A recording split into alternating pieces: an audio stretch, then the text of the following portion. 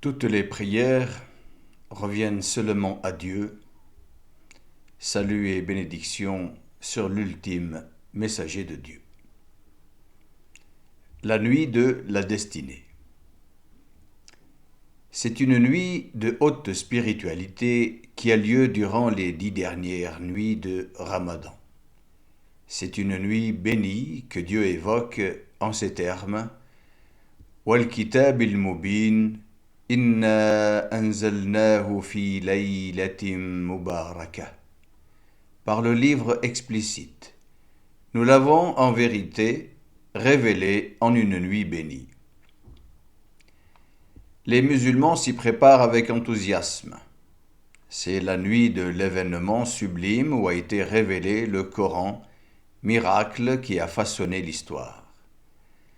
La dévotion au cours de cette nuit vaut plus que 1000 mois réunis de prières et d'œuvres salutaires.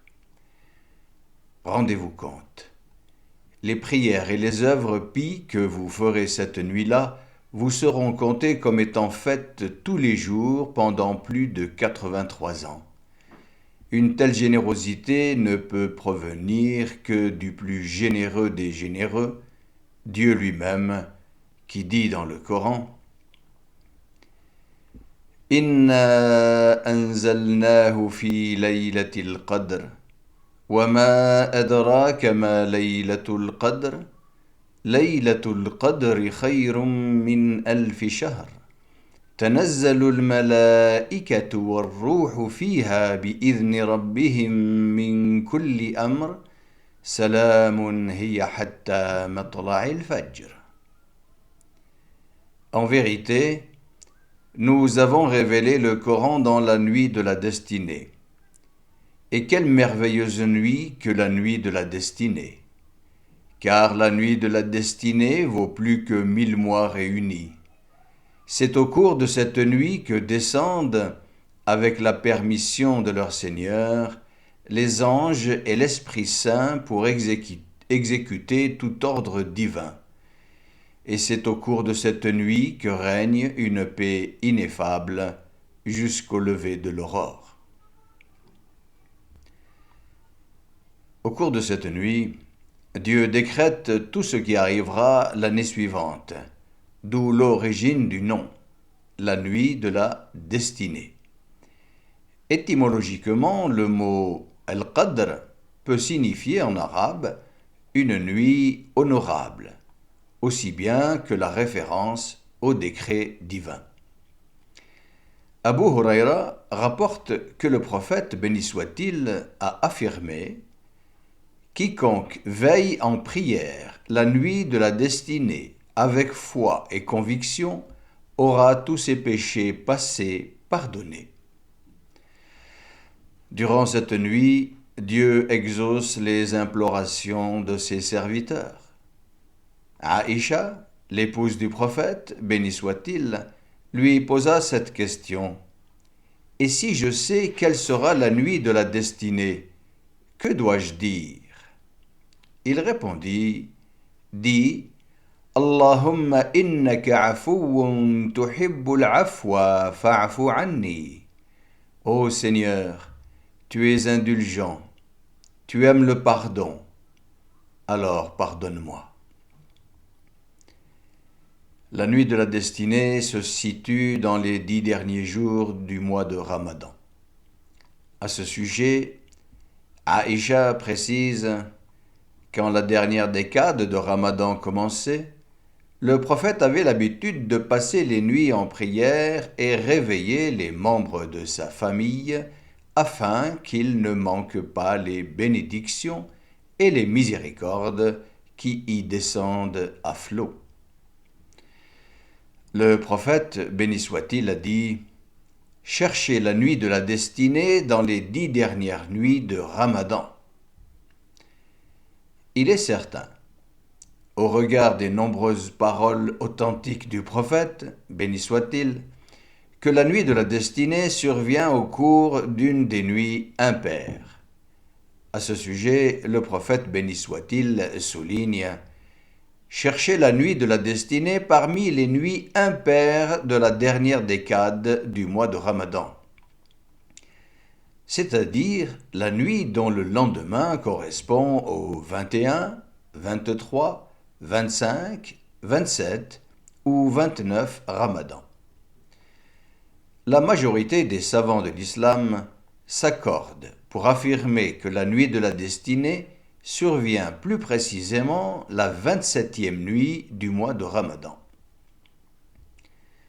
Ubay ibn Ka'b, compagnon du prophète, béni soit-il, jure connaître cette nuit. C'est la nuit dont le messager de Dieu, béni soit-il, nous a ordonné de prier. Elle est la 27e nuit. Son signe est que le soleil se lève le matin brillant sans rayon. Omar rapporte une autre parole disant « Quelques compagnons du messager de Dieu ont vu la nuit de la destinée en rêve pendant les 7 dernières nuits de Ramadan. Le prophète, béni soit-il, conclut « Je vois que tous vos rêves concordent pour les 7 dernières nuits. Que celui qui voudra trouver la nuit de la destinée la cherche donc dans les 7 dernières nuits. » Certains savants estiment qu'il faudrait inclure la 21e nuit, car le prophète, béni soit-il, a vu comme un signe le fait d'être prosterné dans la boue le matin suivant la nuit de la destinée. Il a effectivement plu la 21e nuit au cours de laquelle il a effectué la prière de l'aube dans la boue. D'autres savants estiment que la nuit de la destinée n'est pas constante, mais se déplace chaque année. Le savant des paroles prophétiques, Ibn Hajar, a écrit dans son livre Fath al-Bari « L'avis le plus fort est qu'elle est une nuit impaire dans les 10 dernières nuits et qu'elle change constamment. » Il y a en revanche un grand désaccord quant au fait de préciser la date de cette nuit. Dans l'ouvrage d'Ibn Hajar Fath al-Bari, il y a à ce sujet une quarantaine de commentaires.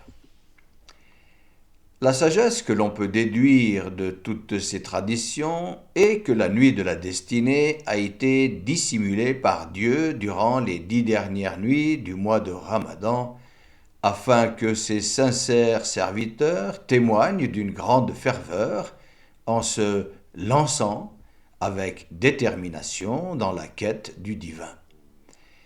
Il convient donc d'être constant dans la quête de l'amour que Dieu pourrait nous porter, d'être régulier dans notre attachement à lui, d'être bien ancré dans la spiritualité en vue de se préparer à recevoir les grâces que Dieu voudra bien nous offrir.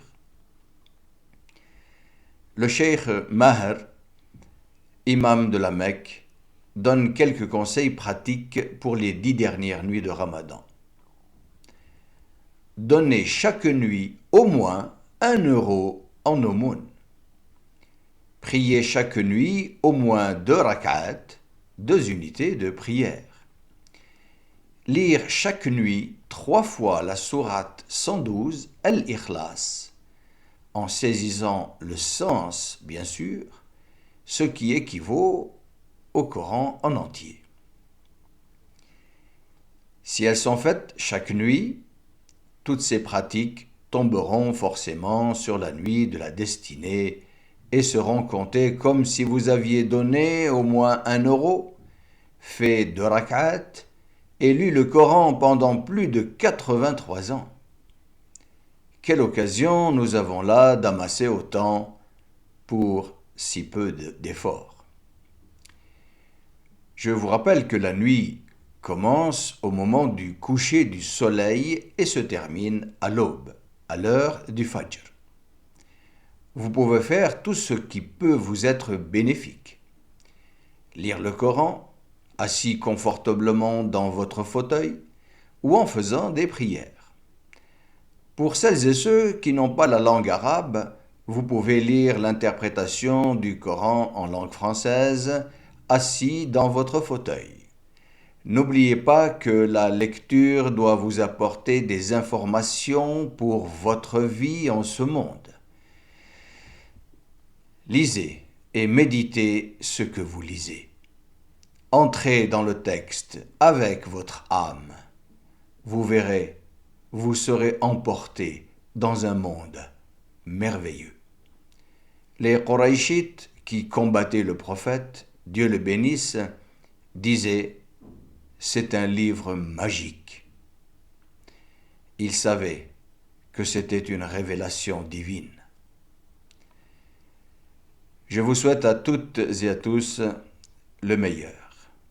Allahumma salli wa sallim ala nabiyyina Muhammad wa ala alihi wa ashabihi ajma'in wa man tabi'ahum bi ihsanin ila yawmiddin. Seigneur, bénis notre prophète Mohammed ainsi que sa famille, ses compagnons et ceux qui les suivent de bonne foi jusqu'au jour de la résurrection.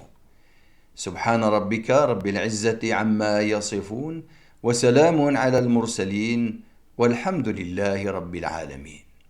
Gloire à Dieu, le Maître suprême, que ne peuvent atteindre les calomnies des hommes, paix et salut aux envoyés, et louange à Dieu, le Maître souverain de l'univers. Merci d'avoir suivi en ma compagnie, et que Dieu vous préserve.